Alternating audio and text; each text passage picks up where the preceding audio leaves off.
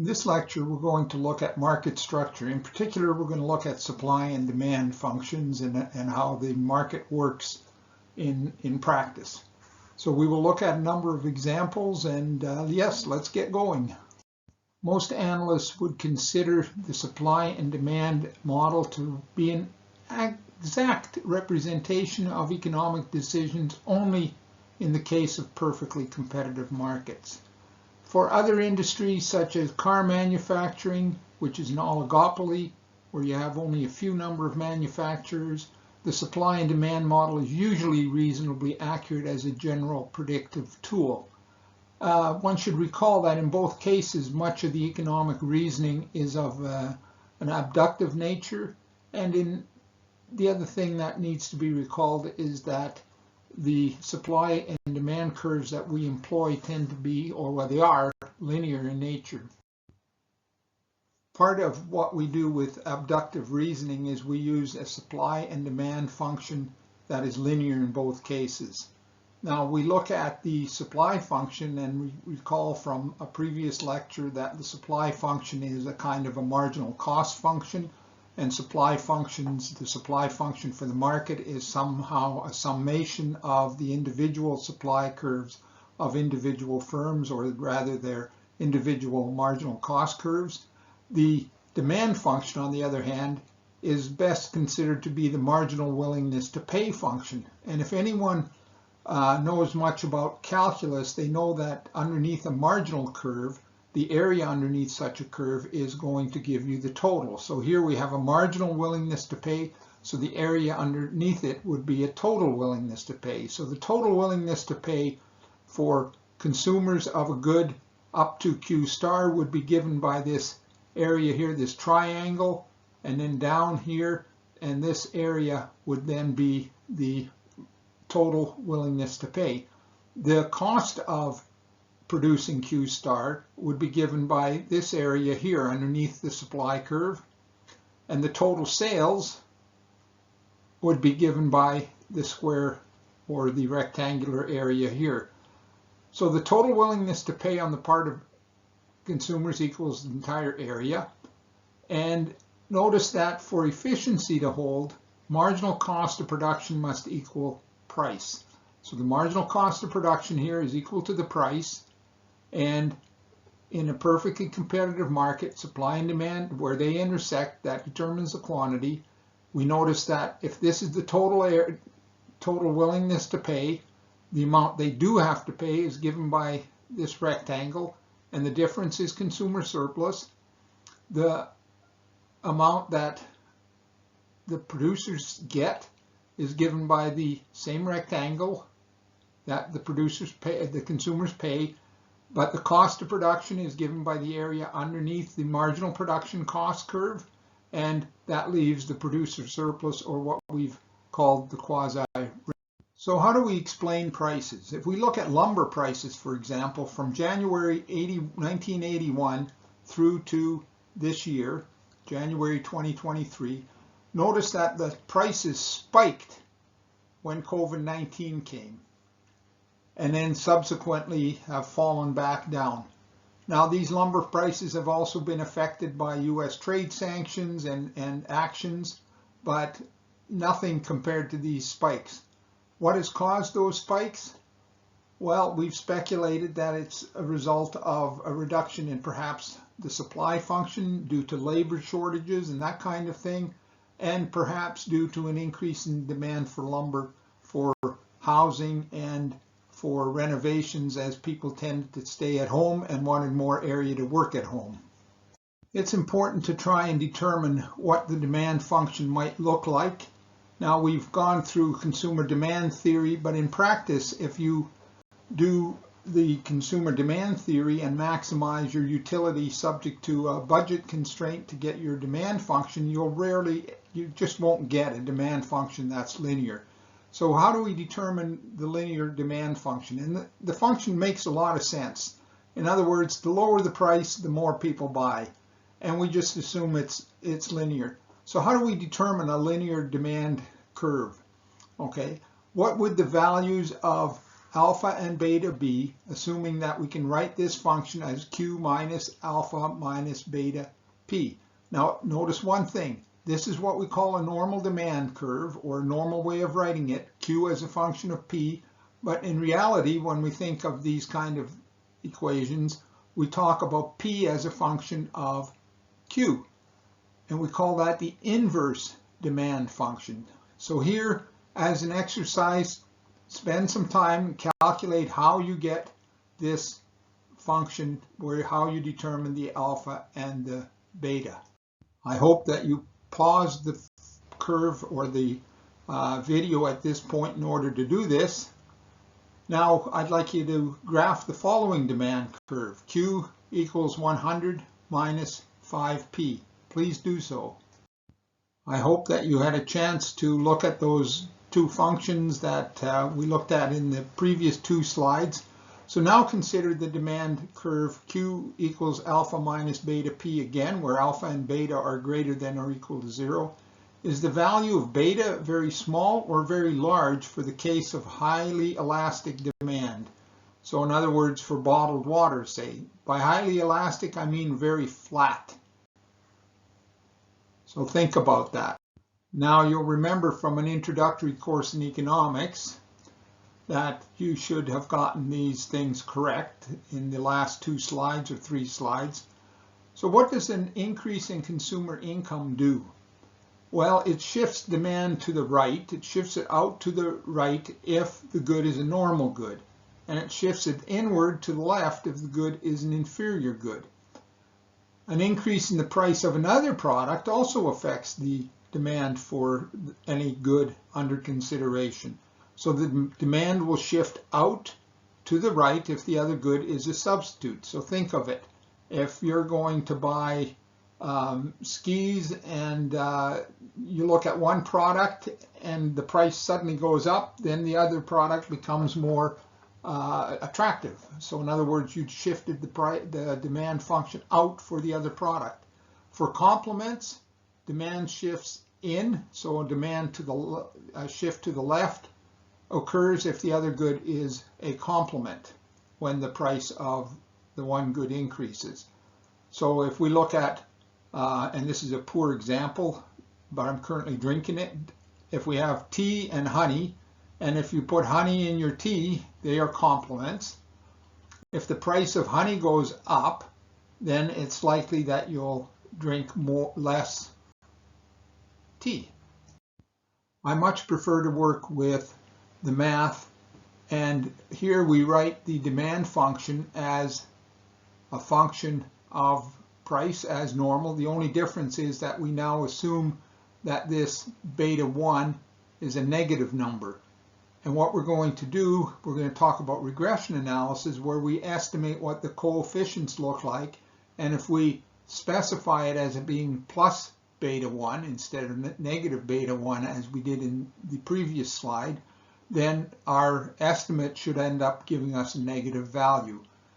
Beta 2 is the extent to which a substitute good will shift the good in question, the demand curve for that good in question, to the right or left. And beta 3 does the same thing if we change income. So in this equation, Q is the quantity demanded, P is the price of the product, PS is the price of a second good, a substitute I like to say, but it could be a complement, and I is the consumer's income. So we will need to use consumer survey data to estimate the values of beta 1, beta 2, beta 3. Now the trick in graphing a demand function that looks like this, in other words, it's rather complicated because it has 4 dimensions here, is that we want to reduce the equation to 2 dimensions by grouping the beta 0 plus beta 2 P times PS plus beta 3 times I into the intercept term. So we need to know what the values of PS and I are. Normally PS is simply derived from looking at the market, and I is usually taken to be an average income, or the income of the person in question.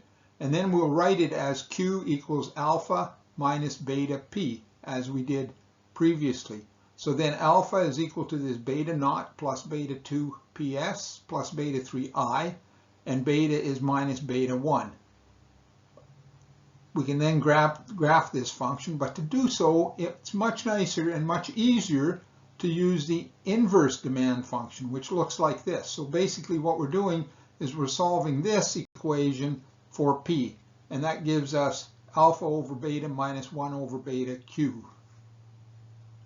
So in the specification that we had in the previous slides, namely this one, we note that the good is normal if beta 3 is greater than 0 and inferior if beta 3 is less than 0. So in other words, when income increases and beta 3 is greater than 0, then the demand for Q will increase. And if it's an inferior good that people don't want, or rather as their income goes up, they wouldn't buy anymore, then an increase in income will shift the demand function for Q to the left. The intercept of our graph is now given by this. If you recall the formula that we had derived in the previous slide, and higher income then increases the intercept, shifts demand up and to the right with a normal good, and decreases the intercept, shifts demand down and to the left for an inferior good. We can do the same kind of exercise for substitutes and complements. From an introductory economics class, you can recall that if beta 2, this is the price of the second good, if the price of the second good, an increase in that price causes a shift outward of the demand function of demand for Q, then it's a substitute. The second good is a substitute for Q. And if it's less than, it's a complement of Q. Well, why? Well, if the price goes up, that means that people will shift their desire or their demand for this second good to the demand for the original good. And likewise in the opposite direction if they're complements.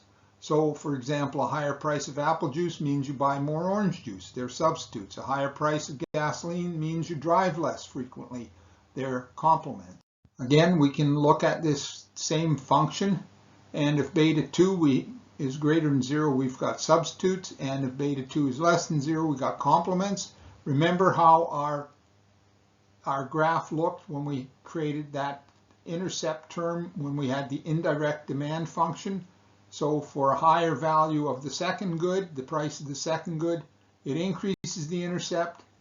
We've got a substitute if it's a higher price and it decreases the intercept, shifts the demand down to the left, we have complement. Earlier we had looked at the effect that COVID had on lumber prices, and we made some arguments in that regard. Now let's look at how COVID may or may not have increased the demand for gasoline. Explain what you know about it. Well, let's think about it. Gasoline and cars are obvious complements. All right. The higher the price of gasoline, the less likely you are to drive a car. Cars in public transportation are substitutes. Okay, so we know that. What did COVID do? Well, it resulted in less driving. People worked at home or they didn't work at all. Lower demand for gasoline. So COVID also resulted in reduced demand for public transit because people didn't want to be on a bus for fear of catching COVID from someone else. So that led to a higher demand for car travel and thereby also a higher demand for gasoline. The overall effect? Well, it's not theoretically clear. In addition to the effect that COVID had on lumber prices, it also had effect on the used car market, which sent American inflation soaring in June of 21. So here if we look at the market for so-called lemons, which we will discuss later on, United States used car vehicle wholesale price index, and you'll see that spike here, which is COVID induced. And again, it's the same kind of arguments that we had with regards to lumber prices. We think that there was an increase in demand. We think that supply may have shifted down. We're not 100% sure what's going on. Economists have also been looking at share prices, and they're figuring out how does demand explain the share price of a major manufacturer of plexiglass. So if we look at the stock market prices over the period from October 20 to 21, we see that it rose quite a bit from as a result, I think, of the COVID, and then began a gradual decline. Why did that happen? What was the effect on bicycle parts? Well, it had a similar kind of effect with the price of Shimano, which is a global leader in the production of bicycle parts. That increased as well as people seemed apparently to have abandoned cars and driven bicycles to a greater extent. There are all kinds of things that cause demand to shift. A taste in change and preferences will shift demand. A substitution away from regular bikes toward e-bikes will result in more e-bikes being purchased, depending on how people feel about regular bikes. Do they use them for fitness concerns, or are they used as a vehicle to transport one? Sometimes the outward shift in demand is only temporary, which we call a fad. For example, the selfie stick was a fad. And looking at lumber prices again, the demand for lumber may well have shifted out as a result of people working at home, and then shifted back as the stock of housing or larger houses were purchased and more people had completed their renovations to make more room to work at home. Sometimes there's a temporary inward shift of demand. For example, one could be caused by a salmonella outbreak in packaged spinach. And sometimes demand can change very abruptly, as happened with regards to the demand for canola from China when the Chinese, as a result of the Chinese response of the arrest of Meng Wanzhou, who was the chief executive officer with Huawei. And the same thing occurs when we talk about the supply side. As shown in our lectures on the theory of production and cost, supply curves slope up because the marginal cost of producing each additional unit is increasing with higher levels of production. But we also again have to distinguish between a movement along a supply curve, for example, increased demand for lumber due to more do-it-yourself projects, shifted demand, which resulted in a shift in demand, increases the price of lumber and thereby increases supply. But that doesn't mean that the supply curve has shifted. It's just meant that you slide up that supply curve. But there could have been a shift of the supply curve. Economists, forest economists, myself included, we looked at pandemic-induced distance requirements, which lowered productivity of farm workers, which shifted the blueberry supply curve up and to the left. We also looked at this in terms of lumber, and we thought that perhaps workers did not show up for work, and as a result the supply curve shifted to the left. Now we will write the supply function most generally as Q equals A plus BP, and again we want to switch that around so that we get P as a function of Q rather than Q equal to A plus BP. As an exercise, given that A and B are greater than or equal to 0, what would the inverse supply function look like? And again, we tend to use linear supply and demand. And as we noted before, market equilibrium occurs where the supply function and the demand function intersect each other at point E here in this diagram, where the price is 2 and the quantity is 80. If we have a higher price of 240, then what we will do is we'll have suppliers supplying 86 million pounds of avocados per month, whereas the demand for that is only 64 million pounds, which means you've got an excess supply of 22 million pounds. If it's 1.60 price per pound, $1.60 a pound, then you get people wanting to buy 96 million pounds and the companies only supplying 74 million pounds. Where there's excess supply and demand, market forces will drive the price back to the equilibrium point. Now, these notions of excess demand and excess supply become important later when we talk about international trade.